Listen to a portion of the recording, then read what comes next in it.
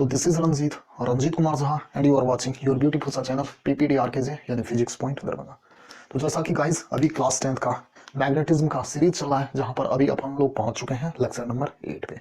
तो last lecture में यानी लेक्चर नंबर 7 में अपन लोगों ने देखा था कि जब करंट कैरिंग किसी भी कंडक्टर को एक यूनिफॉर्म मैग्नेटिक फील्ड में प्लेस करते हैं तो उस यूनिफॉर्म मैग्नेटिक फील्ड पर फोर्स लगता है। हाँ ठीक है, आपके सिलेबस में फोर्स कितना लगता था उस करंट कैरिंग कंडक्टर पर जब उस करंट कैरिंग कंडक्टर को यूनिफॉर्म मैग्नेटिक फील्ड में प्लेस करते थे, तो ये आपके सिलेबस में नहीं था। ओनली आपको फाइंड करना था कि किस डायरेक्शन में फोर्स लग रहा है जब किसी करंट कैरिंग कंडक्टर को एक यूनिफॉर्म मैग्नेटिक फील्ड में प्लेस करते हैं। तो इसको समझाने के लिए हमने आपको एक रूल समझाया था। वो कौन सा रूल था? वो रूल आपका फ्लेमिंग लेफ्ट हैंड रूल था। तो आई होप आपने फ्लेमिंग लेफ्ट हैंड रूल क्या था समझ गए होंगे, और जो भी क्वेश्चन दिया गया था इन ऑफ द लेक्चर में आप उसे कंप्लीट कर लिए होंगे। तो चलिए आज का लेक्चर को आगे बढ़ाते हैं। तो ये लेक्चर नंबर कितना हो गया? ये लेक्चर नंबर आपका क्लास 10 का लेक्चर नंबर आपका 8 हो गया। ठीक है, ये क्लास 10 का लेक्चर नंबर आपका 8 हो गया, जहां पर आज अपन लोग एक न्यू कॉन्सेप्ट के साथ लेक्चर को स्टार्ट किया। तो लेक्चर नंबर 7 में अपन ने क्या देखा था? फ्लेमिंग लेफ्ट हैंड रूल देखा था। आज उस फ्लेमिंग लेफ्ट हैंड रूल का एप्लीकेशन देखेंगे, यानी फ्लेमिंग का लेफ्ट हैंड रूल को हम कहां पर यूज कर सकते हैं। और उससे पहले आपको लेक्चर 6 में मैंने इलेक्ट्रोमैग्नेट समझाया था, और उस इलेक्ट्रोमैग्नेट्स का हमने आपको एप्लीकेशन भी बताया था कि कहां कहां इलेक्ट्रोमैग्नेट्स का यूज होता है। तो हमने क्या बताया था इलेक्ट्रोमैग्नेट्स का कहां कहां पर यूज होता है? तो हमने आपको बताया था कि इलेक्ट्रोमैग्नेट का यूज हम मोटर में करते हैं, जनरेटर में करते हैं, ट्रांसफार्मर में करते हैं, पिकअप्स में करते हैं, रिले में करते हैं, एक्चुएटर में करते हैं, और भी बहुत सारे एप्लीकेशन है इलेक्ट्रोमैग्नेट्स का। तो जहां पर आपका 3 कोर्स में दे रखा गया है, एक ट्रांसफार्मर है, एक मोटर है, और तीसरा आपका जनरेटर है। तो आज के लेक्चर में अपन लोग स्टार्ट करेंगे मोटर। तो हेडिंग लगाइए मोटर। मोटर या इलेक्ट्रिक मोटर, इलेक्ट्रिक मोटर या सिंपली मोटर। तो जैसा कि लेक्चर नंबर 7 भी आपका 1 घंटे से ज्यादा हो गया था, तो यहां पर भी मोटर्स का लेक्चर आपका लंबा हो सकता है, इसीलिए हमने इसे 2 पार्टों में डिवाइड करने को सोचा है। तो आज सिंपली मैं बताऊंगा कि मोटर्स क्या है, इनके एप्लीकेशन क्या है, कितने टाइप्स के मोटर होते हैं, up to that much.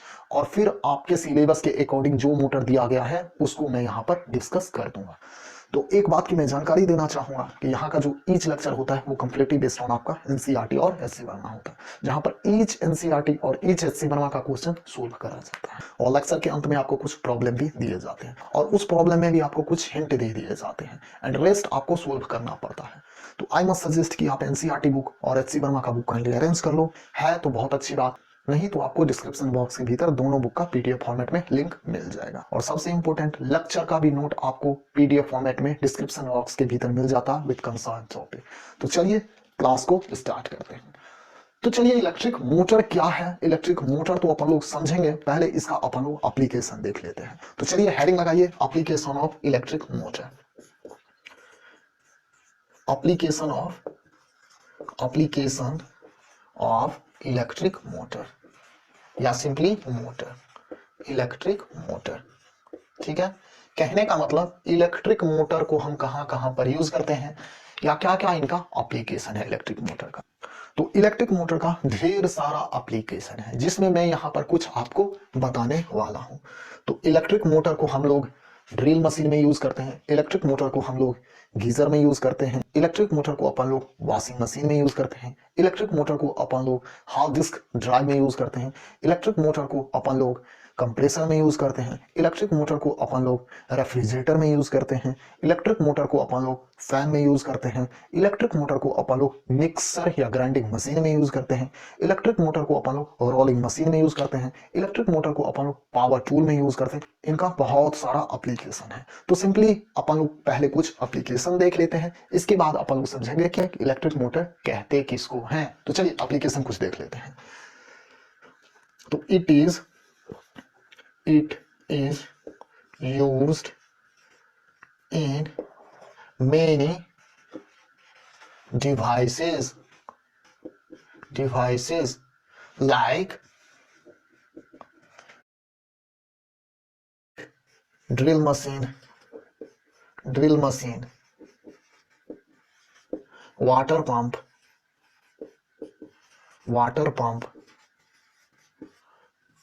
washing machine,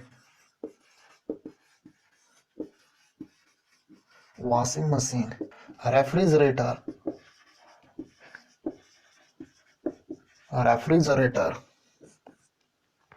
electric car या जितने भी इलेक्ट्रिक व्हीकल वगैरह होते हैं उन सभी में इलेक्ट्रिक मोटर का यूज करा जाता है।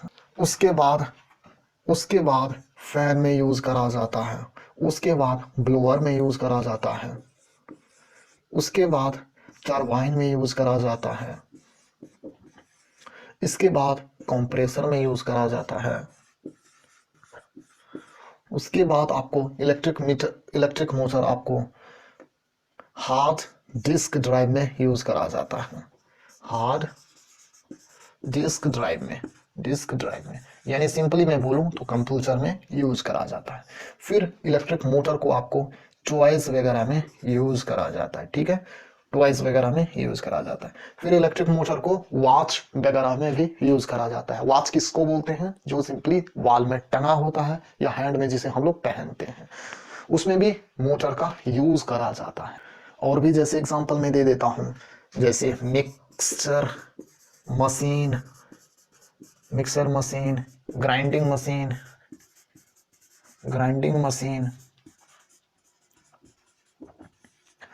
रोलिंग मशीन में यूज करा जाता है,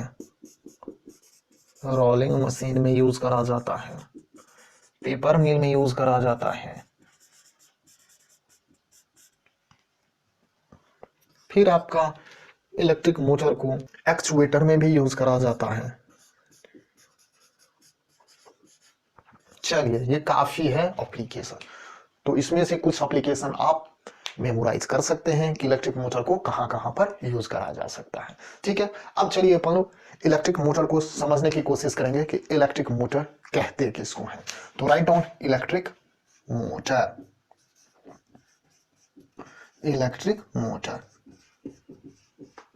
देखो इलेक्ट्रिक मोटर है क्या? तो इलेक्ट्रिक मोटर आपका एक इलेक्ट्रिकल डिवाइस है। क्या है? इलेक्ट्रिक मोटर एक इलेक्ट्रिकल डिवाइस है जिसका काम क्या है? जिसका काम है इलेक्ट्रिक एनर्जी को कन्वर्ट करना, किसमें? मैकेनिकल एनर्जी में। और मैकेनिकल एनर्जी भी बहुत टाइप के होता है, तो उसमें भी पर्टिकुलर रोटेशनल मैकेनिकल एनर्जी में इलेक्ट्रिकल एनर्जी को कन्वर्ट करना कहलाता है क्या? इलेक्ट्रिक मोटर कहलाता है। तो इलेक्ट्रिक मोटर क्या है? इट इज अ डिवाइस, क्या है ये? एक डिवाइस है। कैसा डिवाइस है? एक इलेक्ट्रिकल डिवाइस है या एक इलेक्ट्रिकल मशीन है। It is a device which converts क्या चीज? तो electrical energy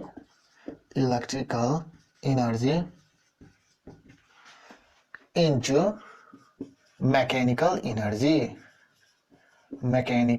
energy electrical energy into mechanical energy. और मैकेनिकल एनर्जी में भी कौन सा?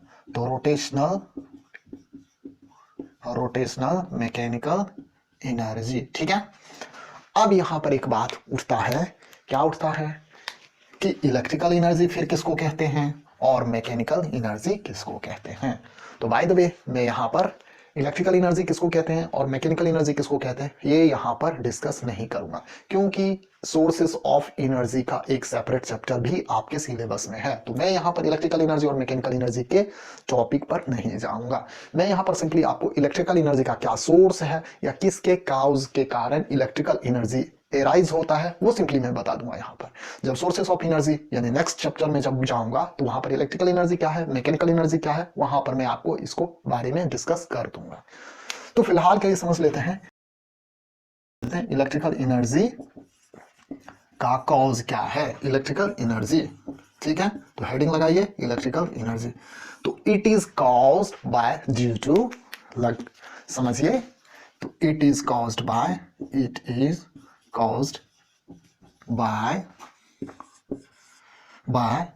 क्या चीज? तो moving of electric charge, moving और इलेक्ट्रिक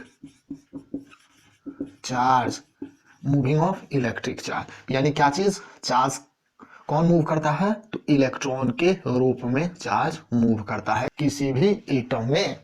क्यों, क्योंकि इलेक्ट्रॉन जो होता है किसी भी एटम्स के ऑर्बिट में वो मूव करते रहता है, जबकि प्रोटॉन क्या रहता है, न्यूक्लियस में बंधे रहता है, या न्यूट्रॉन और प्रोटॉन दोनों एटम के न्यूक्लियस में रहता है।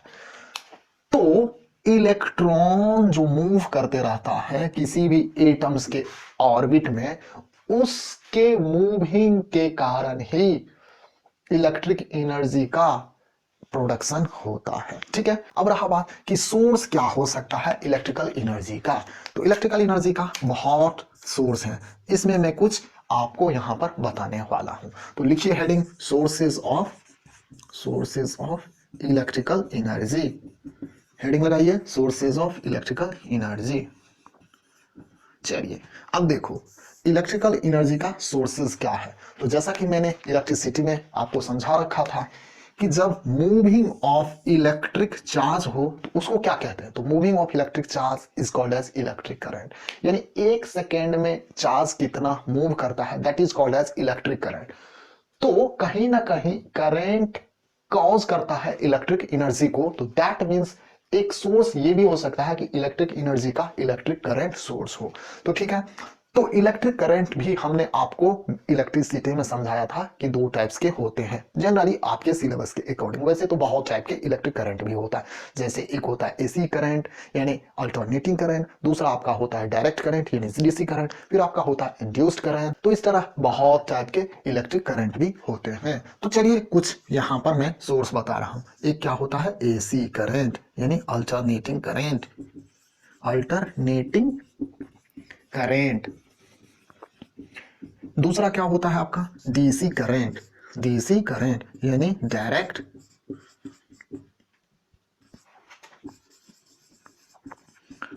करंट।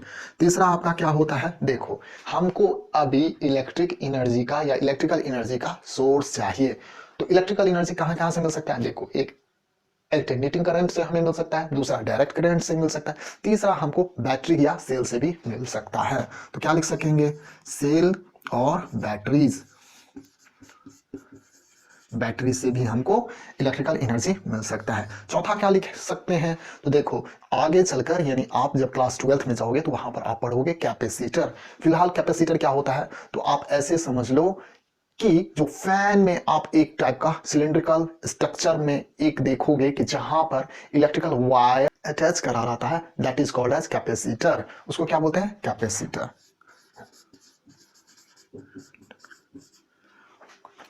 या सिंपली आप लोग जिसको लेमैन के लैंग्वेज में कंडेंसर भी कहते हो। चलिए नेक्स्ट क्या हो सकता है सोर्सेज ऑफ इलेक्ट्रिकल एनर्जी का, लाइटनिंग से भी हमको इलेक्ट्रिकल एनर्जी मिलता है। चलिए लाइटनिंग से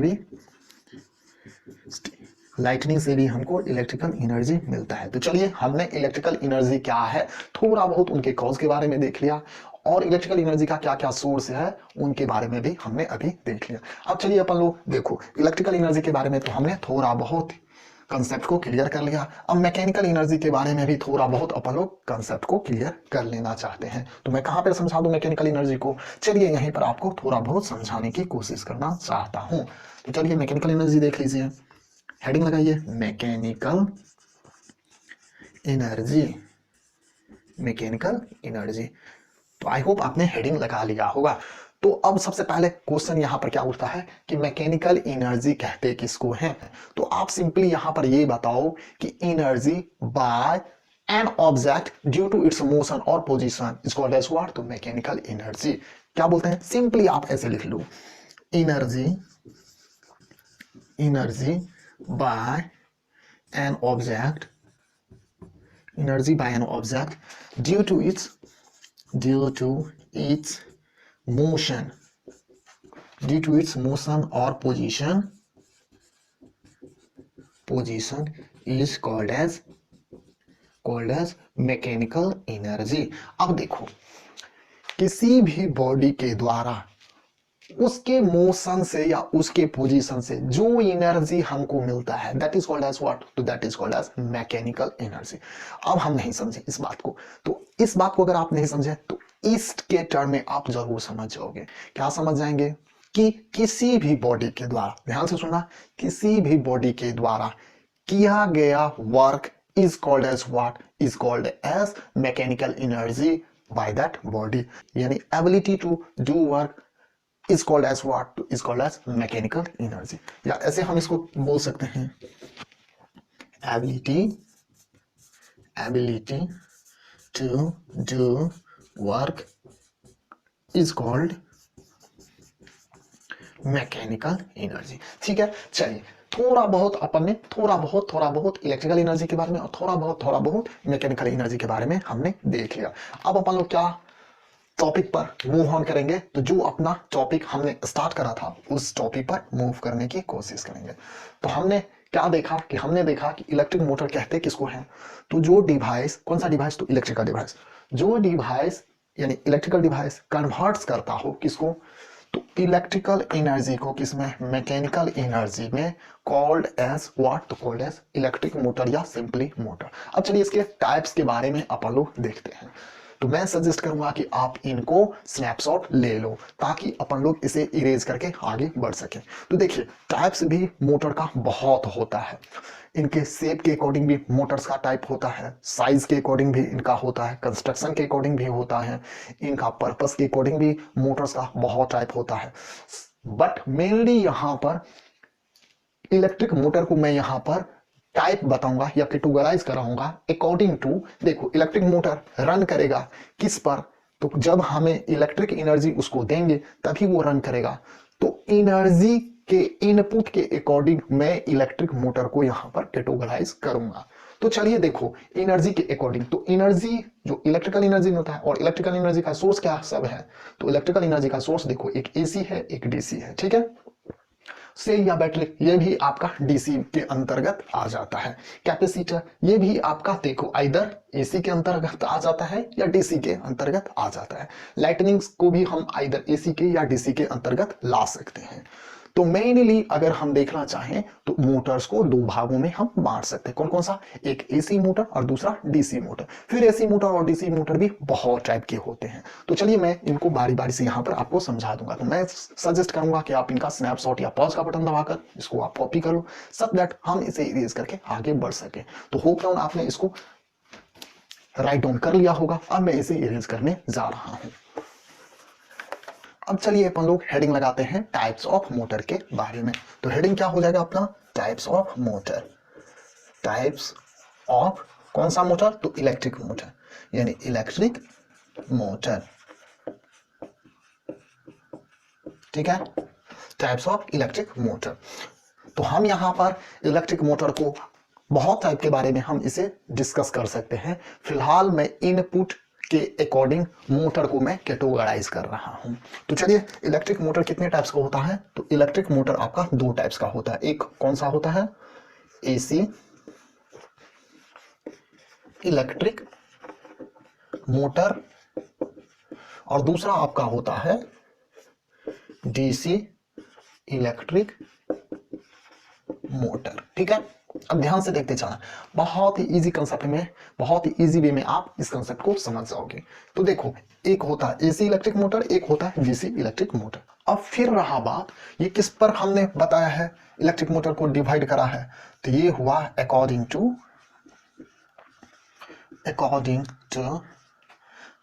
इनपुट करंट, ठीक है। ये करंट के इनपुट के अकॉर्डिंग हमने इलेक्ट्रिक मोटर को दो भागों में डिवाइड करा, ठीक है। फिर एक स्ट्रक्चर के अकॉर्डिंग भी इलेक्ट्रिक मोटर को हम दो भाग में बांट सकते हैं। एक होता है आपका ब्रश्ड मोटर, एक होता है आपका ब्रशलेस मोटर। कहने का मतलब एक मोटर में आपका ब्रश लगा होगा और एक मोटर में आपका ब्रश नहीं लगा होता। फिर ब्रशलेस मोटर को भी हम दो भागों में बांट सकते हैं। फिर ब्रश वाले मोटर को भी हम दो भागों में बांट सकते हैं। एक होगा आपका फिर जो कि एसी पर वर्क करेगा, एक होगा जो आपका डीसी पर वर्क करेगा। फिर ब्रशलेस में भी होगा जो एक एसी पर वर्क करेगा और एक डीसी पर वर्क करेगा। तो चलिए उसके बारे में हम अभी बात नहीं करेंगे, हम अभी आ जाते हैं एसी इलेक्ट्रिक मोटर पे। तो चलिए हेडिंग लगाते हैं AC electric motor. AC electric motor, ठीक है। अब देखो, ये जो एसी इलेक्ट्रिक मोटर होता है ये भी आपका तीन टाइप्स में कैटेगराइज करा गया है। कौन कौन से पार्ट में कैटेगराइज करा गया है? तो इस एसी इलेक्ट्रिक मोटर को भी हमने आगे चलकर तीन भागों में कैटेगराइज कर दी। कौन कौन सा वो पार्ट हो जाता है? एक होता है आपका इंडक्शन मोटर। अब पूछोगे कि इंडक्शन मोटर का कहां पर यूज होता है, तो देखो जो फैन वगैरह होता है उस फैन वगैरह में इंडक्शन मोटर का यूज होता है। ठीक है, चलो चलो पहले लिखते चलते हैं। एक होता है आपका इंडक्शन मोटर, इंडक्शन मोटर, ठीक है। दूसरा आपका होता है साइनोक्रोनस मोटर, साइनोक्रोनस मोटर, ठीक है।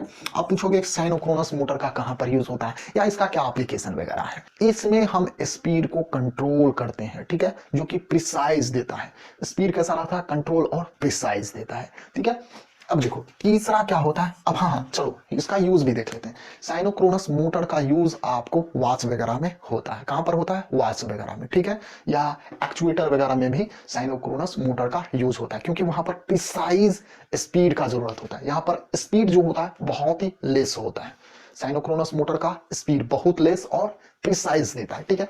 चलिए इंडक्शन मोटर देख लिया, साइनोक्रोनस मोटर देखिए। तीसरा क्या होता है? तीसरा आपका लीनियर मोटर होता है, ठीक है। लीनियर मोटर में भी एक्चुएटर होता है, ठीक है। लीनियर मोटर का भी यूज एक्चुएटर के रूप में करा जाता है, लीनियर मोटर, ठीक है।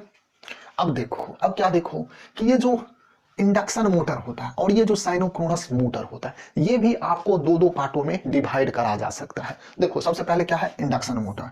तो इंडक्शन मोटर को हम दो भागों में डिवाइड कर सकते हैं। कौन कौन सा? एक होता है सिंगल फेज इंडक्शन मोटर और दूसरा होता है आपका थ्री फेज इंडक्शन मोटर, ठीक है। एक होता है single phase, single phase induction motor, induction motor. दूसरे भाग को मैं डिवाइड कर सकता हूं किसमें? तो three phase, three phase induction motor, ठीक है। Induction motor, induction motor. चलिए यहीं पर हमने शॉर्ट फॉर्म में लिख दिया इंडक्शन मोटर, ठीक है। यहां तक आपको कोई दिक्कत नहीं होना चाहिए। चलिए ये जो साइनोक्रोनस मोटर है इसको भी बच्चों हम लोग दो भागों में डिवाइड कर सकते हैं। कौन कौन सा एक भाग होता है? एक भाग होता है आपका हाइस्टेरिस और दूसरा भाग आपका होता है रिलक्टेंस मोटर, ठीक है। तो चलिए लिखते चलते हैं, हाइस्टेरिस मोटर और दूसरा भाग होता है रिलक्टेंस मोटर, रिलक्टेंस मोटर, ठीक है। चलो हमने किसके किसके बारे में अभी डिस्कस कर लिया है? हमने अभी एसी इलेक्ट्रिक मोटर के बारे में डिस्कस करा है, एसी इलेक्ट्रिक मोटर के बारे में डिस्कस करा है। फिर से देख लो, देखो एसी इलेक्ट्रिक मोटर को हम अभी तीन भागों में बांटे हैं, वैसे और भी इसको भागों में हम बांट सकते हैं। एक होता है इसमें लगा देना एक ब्रस्ट मोटर जिसमें ब्रश भी लगा होता है, दूसरा ब्रशलेस मोटर, और सभी में फिर हो जाएगा single phase burst motor, single phase brushless motor, फिर हो जाएगा three phase induction motor, brushless motor, ऐसा भी होता है, ठीक है। फिर साइनोक्रोनस मोटर का एक पार्ट हो गया आपका हिस्टेरिस मोटर, दूसरा हो गया आपका रिलक्टेंस मोटर, एक तीसरा पार्ट क्या हो गया? लीनियर मोटर, ठीक है। अब अपन लोग चलते हैं क्या चीज पर? डीसी मोटर पे। चलिए हेडिंग लगा लेते हैं इधर, डीसी मोटर, डीसी मोटर, ठीक है। तो चलिए डीसी मोटर अपन लोग देखते हैं। तो डीसी मोटर को अपन लोग दो भागों में कैटेगराइज कर सकते हैं। कितने भागों में? दो भागों में। कौन कौन सा भाग है? चलिए देख लेते हैं। पहला भाग है आपका, ऐसे हम कह सकते हैं एक्साइटेड के मीटर पर। तो एक होता है आपका self excited, self EXCITED, self excited motor, ठीक है। और दूसरा भाग होता है आपका, चलिए फिर सेल्फ एक्साइटेड मोटर भी आपके हम इसको कैटेगराइज कर सकते हैं। और दूसरा होता है सेपरेटली,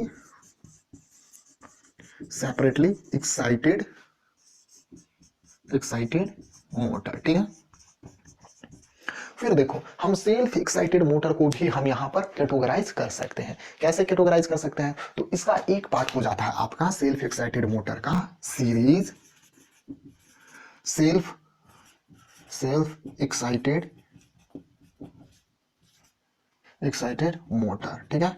दूसरा आपका हो जाता है compound, compound, compound self excited motor. तीसरा आपका हो जाता है shunt, shunt self excited motor, ठीक है। फिर हम देखते हैं ये जो कंपाउंड सेल्फ एक्साइटेड मोटर है इसको भी हम डिवाइड कर सकते हैं, ठीक है। एक होता है short, short, short self, short shunt, short shunt, short shunt. ये शंट में आप कंफ्यूज मत हो जाना, क्योंकि ये कंपाउंड वाला को भी हम short shunt self excited motor में बांट सकते हैं, और दूसरा long shunt, long shunt self excited motor होता है। ठीक है, तो ये कुछ, हाँ, और सेपरेटली एक्साइटेड मोटर, इसको हम अलग अलग तरह से एक्साइट करके मोटर को, जो हमारा पर्पस होता है उसमें हम इसको यूज कर सकते हैं। तो ये कुछ टाइप्स ऑफ मोटर था। अब रहा बात कि हम कैसे पहचानेंगे कि how we recognise this particular type is motor from this categories और फ्रॉम दिस कैटेगरीज। कहने का मतलब हम कैसे जान पाएंगे कि कोई मोटर एसी मोटर है या कोई मोटर डीसी मोटर है। तो इसको जानने के लिए मैं बहुत ही बेसिक कंसेप्ट आपको यहाँ पर बताना चाहूंगा। बाय द वे ये सब आपके क्लास 10th सीबीएसई हो या स्टेट बोर्ड हो इसके अकॉर्डिंग नहीं है। मैं मोटर का डिटेल में भी जा सकता था, क्योंकि ये मेरा पार्ट रहा है, तो मैं इसके बारे में भी और डिस्कस कर सकता हूँ, बट मैं चाहूंगा कि आपको एज अ लेमैन की तरह समझा दूं। तो देखो, एसी मोटर और डीसी मोटर को हम कैसे पहचानेंगे। तो देखो, अकॉर्डिंग टू कंस्ट्रक्शन पर आप एसी मोटर और डीसी मोटर, एसी मोटर और डीसी मोटर में आप रिकॉग्नाइज कर सकते हो। कैसे रिकॉग्नाइज कर सकते हो, तो देखो, चलो पहले मैं सजेस्ट करूंगा कि आप इनका स्नैपशॉट ले लो, ताकि मैं एसी मोटर और डीसी मोटर का कुछ यूज भी बता दूं, और कैसे इसको रिकॉग्नाइज करोगे ये भी मैं बता दूंगा। तो पहले आप इनका स्नैपशॉट ले लो, ताकि मैं इसे इरेज करके आगे बढ़ सकूं। तो होप नाउ आपने इसका स्नैपशॉट ले लिया होगा, ताकि मैं इसे एसी मोटर का कहां पे यूज होता है, डीसी मोटर का कहां पे यूज होता है, एसी मोटर का क्या एडवांटेज है, डीसी मोटर का क्या एडवांटेज, और एसी मोटर का कहां पर एप्लीकेशन है और डीसी मोटर का कहां पर एप्लीकेशन है। तो ये कुछ देखेंगे। तो होप नाउ आपने इनका स्नैपशॉट ले लिया होगा, या पॉज का बटन दबाकर आपने कॉपी कर लिया होगा। तो चलिए अब अपन लोग रिकॉग्नाइज करेंगे कि कैसे ये पर्टिकुलर टाइप का एसी मोटर है और ये पर्टिकुलर टाइप का डीसी मोटर है। तो अब चलिए हम लोग ये समझने की कोशिश करेंगे कि कैसे हम लोग ये पहचानेंगे कि this particular type is AC motor और डीसी मोटर। हमें ये कैसे पता चलेगा कि ये पर्टिकुलर टाइप का जो मोटर है वो एसी मोटर है या डीसी मोटर है। तो हम क्या करेंगे, इसको पहचानने के लिए स्टार्टर को लुक करेंगे, यानी स्टार्टर को देखेंगे, यानी हाउ टू रिकॉग्नाइज, ऐसे कह सकता हूं को टॉपिक लगाकर कि how to recognise, how to recognise, how to recognise electric motor is AC motor, is AC motor और DC मोटर, DC मोटर। ठीक है, कैसे हम पहचानेंगे कि ये एक AC मोटर है या एक DC मोटर है। तो देखो, इसको हम इजी वे में ऐसे मैं समझ सकता हूं कि वी लुक, हम लोग देखेंगे क्या चीज, वी लुक स्टार्टर। यहां पर बहुत सारा वर्ड आपको कंफ्यूज करेगा और वो वर्ड आपके लिए अननोन होगा, तो डोंट वरी उस वर्ड सब के बारे में। इसका जो नेक्स्ट पार्ट आएगा मोटर का, जो कि आपके क्लास 10th के लिए सिलेबस में है, वहां पर आप क्लियरली इसको समझ जाओगे। फिर भी मैं यहाँ पर आपको जितना हो सकता है यहाँ पर एज अ लेमैन की तरह मैं समझाने की कोशिश करूंगा। जब तक उस पार्ट से आप फेमिलर नहीं हो जाओगे तब तक नहीं समझ सकते हो। फिर भी मैं चाहूंगा कि थोड़ा बहुत यहाँ पर आप समझ लो। तो देखो, हम क्या करेंगे, हम जो भी मोटर है उस मोटर का स्टार्टर को देखेंगे। ठीक है, वी लुक स्टार्टर, यानी स्टार्टर कोर को हम लोग देखेंगे। We look starter core and what, तो एंड रोटर, और उनका रोटर को देखेंगे। ठीक है, यानी हमको कैसे पता चलेगा कि ये एसी मोटर है या डीसी मोटर है। तो पहले इसको रिकॉग्नाइज करने से पहले मैं आपको एक और बात की जानकारी देना चाहूंगा कि जो एसी मोटर होता है और जो डीसी मोटर होता है, इसमें स्लाइटली ही डिफरेंस होता है, थोड़ा बहुत ही डिफरेंस होता है। किसमें, तो कंस्ट्रक्शन में। लगभग सारे प्रिंसिपल, सारा वर्किंग प्रिंसिपल, सारा इक्विपमेंट, सारा पर्पस एक ही होता है, बट इनका कंस्ट्रक्शन स्लाइटली डिफर होता है एसी मोटर का और डीसी मोटर का। ठीक है, क्या डिफरेंस होता है कंस्ट्रक्शन में वो मैं बताऊंगा। तो देखो, इनके यानी जो भी मोटर है उनका स्टार्टर कोर और रोटर को हम जब देखते हैं तो हम क्या देखते हैं कि if there is no slip rings और या स्लिप रिंग को हम क्या बोलते हैं, कम्यूटेटर। कम्यूटेटर। अब पूछोगे कि स्लिप रिंग किसको कहते हैं और कम्यूटेटर किसको कहते हैं, तो हाँ, आज के लेक्चर में आप ये नहीं जान पाओगे कि कम्यूटेटर या स्लिप रिंग किसको कहते हैं। फिलहाल आप इतना अभी यहां पर मान के चलो कि एक पार्ट है, क्या चीज का, एक मोटर का पार्ट है। तो if there is no slip ring या कम्यूटेटर, देन वो जो मोटर होगा वो डेफिनेटली ही कौन सा मोटर होगा, एसी मोटर होगा। कौन सा मोटर होगा, वो एसी मोटर होगा। देन डेफिनेटली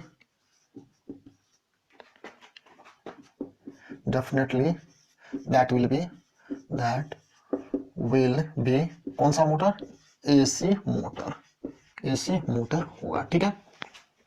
और आप ऐसे भी बोल सकते हो कि एक ब्रश भी लगा दो, एंड ब्रश भी लगा दो, ठीक है, ब्रश। अगर स्लिप रिंग और ब्रश किसी भी पर्टिकुलर टाइप के मोटर में नहीं है तो डेफिनेटली ही वो कैसा मोटर होगा, एसी मोटर होगा, ठीक है। अगर ब्रश लेस मोटर होगा, ऐसा जरूरी नहीं है कि ब्रश हो भी सकता है और ब्रश नहीं भी हो सकता, बट ये होना जरूरी ही है। अगर कम्यूटेटर नहीं है तो वो एसी मोटर होगा। अगर ब्रश है भी तब पर भी वो एसी मोटर होगा, और नहीं भी है तब पर भी एसी मोटर होगा। अगर ब्रश नहीं है तब पर भी वो डीसी मोटर होगा, और ब्रश है तब पर भी वो डीसी मोटर होगा, याद रखना। लेकिन कम्यूटेटर अगर नहीं है तो डेफिनेटली ही वो मोटर कैसा होगा, एसी मोटर होगा। If there is commutator and brush, then it may be DC motor, और क्या हो सकता है, AC commutator. TATOR, commutator motor. अगर if there is commutator and brush, अगर कम्यूटेटर भी हो और ब्रश भी हो तो डीसी मोटर भी हो सकता है और एसी कम्यूटेटर मोटर भी हो सकता है। इस एसी कम्यूटेटर मोटर को हम लोग क्या बोल सकते हैं, हम लोग यूनिवर्सल मोटर भी कहते हैं। क्या कहते हैं, यूनिवर्सल मोटर भी हम लोग कहते हैं, ठीक है। दूसरा पॉइंट हम क्या बोल सकते हैं, देखो इसमें मैं कुछ यूज भी इंक्लूड कर दूंगा, एसी मोटर का और डीसी मोटर का, तो डोंट वरी, रिकॉग्नाइज, तो आप इस पॉइंट से समझ गए हैं। मैं यहां पर अब कुछ एप्लीकेशन बताऊंगा एसी मोटर का और डीसी मोटर का। तो यहां पर मैं एसी मोटर और डीसी मोटर को कुछ एक एग्जांपल के थ्रू से और क्लियर समझने की कोशिश करना चाहूंगा। तो कैसे मैं इसको और क्लियरली समझ सकता हूं, तो देखो डीसी मोटर होगा, ध्यान से पहले सुनना, जो डीसी मोटर होता है वो टेक्नोलॉजी उसमें कुछ हाई रहता है as compare to AC motor में। अगर मैं वाटर मोटर का बात करूं, यानी पानी वाला जो पंप होता है जो कि टंकी में पानी पहुंचाता है, अगर सपोज करो कि अगर वो डीसी मोटर है, जितना आप एचपी का लेते हो, यानी जितना पावर का आप एसी मोटर लो या डीसी मोटर लो, सपोज करो कि 1 एचपी का आपने एसी मोटर लिया और 1 एचपी का आपने डीसी मोटर लिया, तो डीसी मोटर का कॉस्ट हाई रहता है as compare to AC motor. Why? इनका रीजन है कि डीसी मोटर में जो क्वाइल यूज करा जाता है वो प्योर कॉपर का होता है, वेयरएज एसी मोटर में क्या होता है, एसी मोटर में आपका कॉपर लैमिनेटेड एल्युमिनियम क्वाइल भी होता है। तो इसीलिए इनका कॉस्ट यहां पर as compare to DC motor का लेस होता है। यानी हम ऐसे कह सकते हैं cost of DC motor is high as compare to AC motor due to pure copper coil is used in DC motor, whereas AC में क्या होता है, तो अनप्योर और एल्युमिनियम कोटेड, यानी अनप्योर या एल्युमिनियम कोटेड कॉपर या क्वाइल होता है। ठीक है, तो इसी कारणवश क्या होता है कि डीसी मोटर जो होता है वो लेस कॉस्टली होता है। दूसरा रीजन ये भी होता है, या दूसरा प्रॉपर्टीज आप ऐसे बोल सकते हो कि डीसी मोटर में जो टेक्नोलॉजी है वो हाई रहता है as compare to AC motor. But अगर मैं लाइफ स्पान की बात करूं तो एसी मोटर का हाई रहता है as compare to DC motor. क्यों? क्योंकि देखो एसी मोटर में क्या रहता है, आपका ब्रश नहीं रहता है। अगर ब्रश नहीं है, और डीसी मोटर में क्या रहता है, ब्रश रहता है, तो ब्रश वियर आउट भी होता है। जब वियर आउट होगा तो उनका इफिशियंसी घट जाएगा। किसका? तो डीसी मोटर का। यानी एसी मोटर का लाइफ स्पान इज मोर। ठीक है, डीसी मोटर का लाइफ स्पान जो होता है इज लेस। क्यों? तो ड्यू टू ब्रश। ठीक है, due to brush wear out. ठीक है, ब्रश को घिस जाने के कारण इनका जो डीसी मोटर है उनका लाइफ पीरियड जो है वो कम हो जाता है। ठीक है, बट एसी मोटर का या ऐसे बोल सकते हो एसी मोटर इज क्या होता है, मेंटेनेंस फ्री होता है प्रोबेबली, या मोस्टली एसी मोटर क्या होता है, मोस्टली मेंटेनेंस फ्री होता है। ठीक है, और डीसी मोटर जो होता है, एंड डीसी मोटर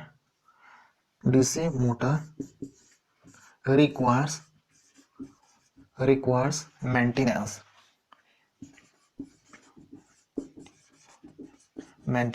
ठीक है, डीसी मोटर को मेंटेनेंस का रिक्वायर पड़ता है।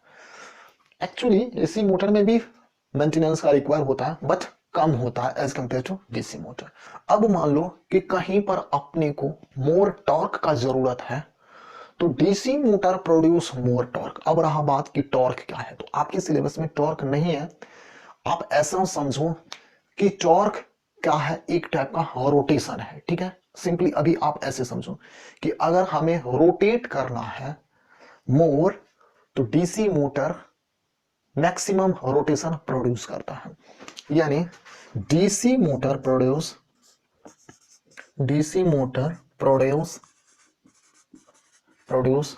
मोर टॉर्क एज कंपेयर्ड टू क्या चीज, एसी मोटर। ठीक है, अब देखो क्या है, तो डीसी मोटर का जो होता है स्पीड आप इजीली कंट्रोल कर सकते हो, बट एसी मोटर में जो स्पीड होता है इजीली आप कंट्रोल नहीं कर पाओगे। तो यानी DC motor can be easily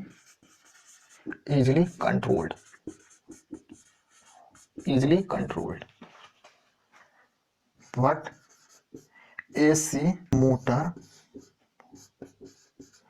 can be controlled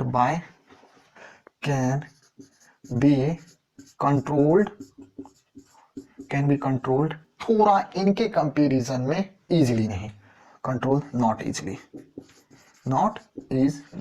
अब देखो एसी मोटर को भी मैं कंट्रोल कर सकता हूं और डीसी मोटर को भी मैं कंट्रोल कर सकता हूं।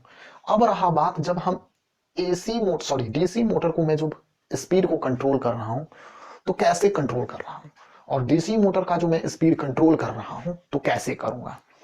तो देखो डीसी मोटर का जो स्पीड है, यानी DC motor speed can B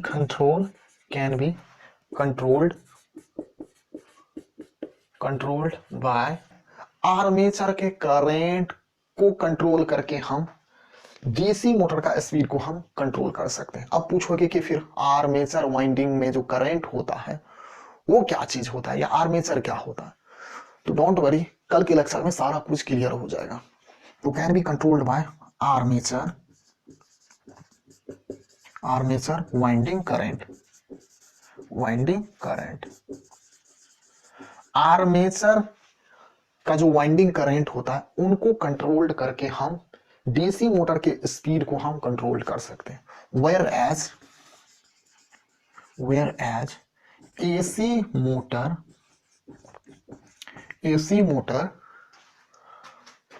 speed या स्पीड ऑफ एसी मोटर का जो स्पीड है उसको मैं कंट्रोल कर सकता हूं बाय कंट्रोलिंग द फ्रीक्वेंसी। अब पूछोगे ये फ्रीक्वेंसी क्या है, तो डोंट वरी, ये आपके सिलेबस के अकॉर्डिंग नहीं है। ये सब आइदर जब आप डिप्लोमा वगैरह या ITI वगैरह या आप बीटेक वगैरह करोगे तो वहां पर आपको इन बातों का जानकारी मिलेगा। तो whereas AC motor speed, ऐसे लगा दो अपोस्ट्रोफिस एस, एसी मोटर से speed can be controlled by क्या चीज, by controlling the frequency या changing the frequency, can be controlled by changing the frequency,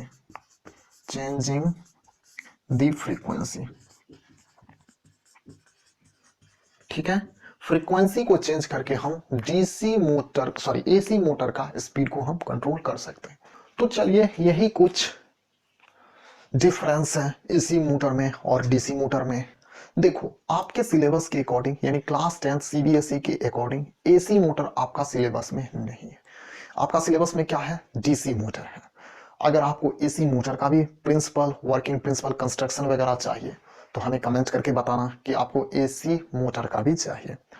नहीं तो आपके सिलेबस में जो डीसी मोटर है उनका क्या कंस्ट्रक्शन है, उनका क्या प्रिंसिपल है, उनका वर्किंग प्रिंसिपल क्या है, सारा कुछ कल के लेक्चर में आपको मिल जाएगा। तो तब तक के लिए पढ़ाई करते रहना। All the very best.